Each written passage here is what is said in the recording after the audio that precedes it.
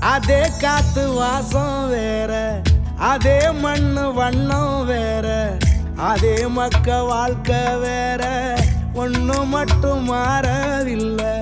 மத்த நாட்டு சுவையெல்லாமே ஒத்த வேலை உடைய போல, சுத்தமான நம்மூர் சுவையோ ஆத்தா தந்த உசுர போல. மூட்டி பாசம் கொட்டி சமைச்சது திண்டுக்கல்லு தலப்பா கட்டி, நெய்யூத்தி நேசம் கொட்டி இழுக்குது திண்டுக்கல்லு தலப்பா கட்டி.